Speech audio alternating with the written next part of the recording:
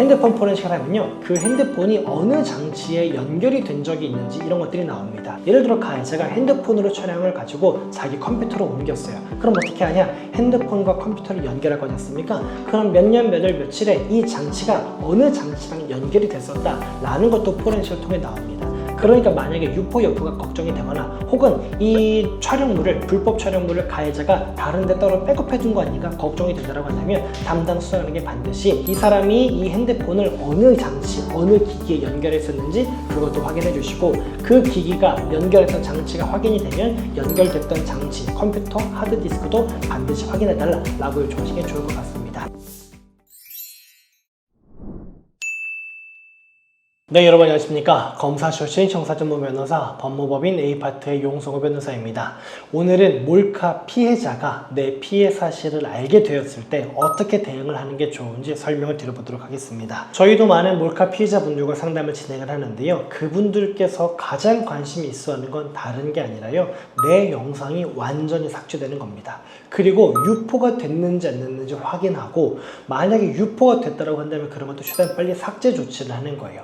이게 바로 몰카 피해자분들이 많이 원하시는 것들인데, 이런 것들을 달성하기 위해서 어떻게 사건을 진행해 나가는 게 좋은지 설명을 드려보도록 하겠습니다. 먼저 제일 좋은 거는요, 경찰에 신고하시는 겁니다. 그런데 경찰에 신고하실 때요, 이렇게 얘기를 하세요.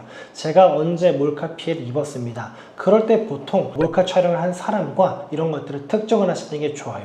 그리고 어떤 장치로 몰카 촬영이 된 것인지 특정하시는 게 좋습니다. 그리고 그런 것들을 특정해서 경찰에 신고하시면서요, 이렇게 부탁하세요. 그 촬영 장치를 반드시 압수해 달라 라고 하시는 게 제일 좋습니다. 요즘에 보통 거의 대부분의 핸드폰을 이용한 몰카 범죄가 많습니다. 그러다 보니까요, 예를 들어서 성관계하는 모습이라든가 나의 나체 모습이라든가 길거리 지나가고 있는데 어느 정도 노출이 된 옷이라든가 이런 것들을 누가 찍는 것을 보았다, 누가 찍는 것으로 의심이 된다라고 한다면요, 즉시 경찰에 신고하셔가지고요, 이 사람이 나를 이렇게 찍었습니다. 그 촬영 장치를 반드시 압수해 주세요 라고 요청하는 게 좋습니다. 왜 그러냐? 촬영 장치가 압수가 되어야 그 안에 있는 촬영물, 그러니까 몰카 영상과 사진도 압수가 됩니다. 그리고 한번 압수가 된 촬영 장치는요, 다시는 가해자에게 반환이 되지 않습니다. 국가에서 몰수한 다음에 폐기 처분하도록 되어 있거든요. 그러니까 실제로 내가 만약에 몰카 피해를 입었다라고 한다면 가해자의 신고해서 처벌받는 거, 그거는 조금 둘째 치더라도 신고를 해서 가해자가 갖고 있는 휴대전화라든가 이런 것들이 압수가 되는 것만으로도 내 몰카 피해 사진과 영상들이 그 즉시 어떤 삭제가 될 수 있다라는 장점이 있다라는 겁니다. 두 번째, 뭘 확인해 달라고 하는 게 좋냐? 수사관님한테 절대 가해자한테 핸드폰 임의 제출해라 라고 말하지 말고 꼭 영장에 의해서 압수를 해주시고,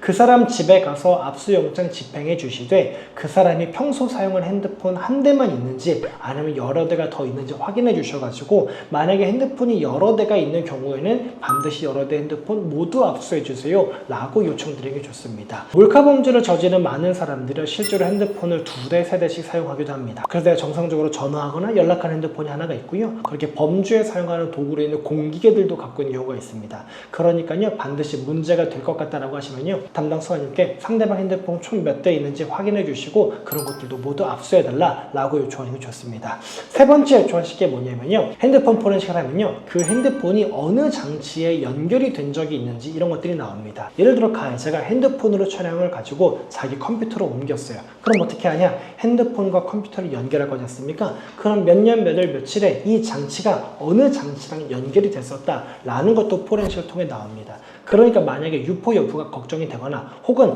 이 촬영물을, 불법 촬영물을 가해자가 다른 데 따로 백업해 둔 거 아닌가 걱정이 된다고 한다면 담당 수사관에게 반드시 이 사람이 이 핸드폰을 어느 장치, 어느 기기에 연결했었는지 그것도 확인해 주시고, 그 기기가 연결했던 장치가 확인이 되면 연결됐던 장치, 컴퓨터, 하드디스크도 반드시 확인해 달라 라고 요청하시는 게 좋을 것 같습니다. 네 번째로 중요한 건 뭐냐면요, 그 사람이 평소에 사용하고 있는 클라우드 같은 것들이 있을 거예요. 그래서 클라우드 같은 것도 그 자리에서 곧바로 확인을 해달라라고 요청하시는 게 좋습니다.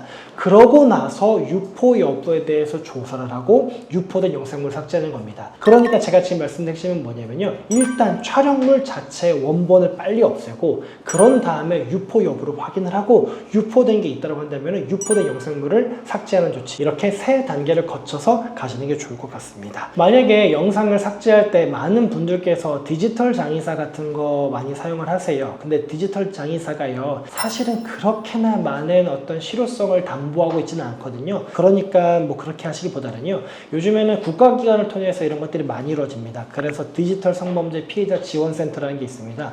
그게 이제 여성가족부 산하에 있는 거고요. 국가기관에서 운영을 하는 거다 보니까 피해자가 따로 비용을 들이지 않아도 되고요. 피해자가 내가 사실 이거 피해 입은 거 경찰에 신고하고 싶지 않을 수 있잖아요. 신고하지 않고도 이용이 가능합니다. 그러니까 피해를 입었고 내가 나오는 영상물들이 확인이 된다라고 한다면요, 여기 제가 아까 말씀드린 기관에 연락하셔가지고 영상 삭제 요청을 하시면요, 거기서 영상 삭제도 진행해 줄 겁니다.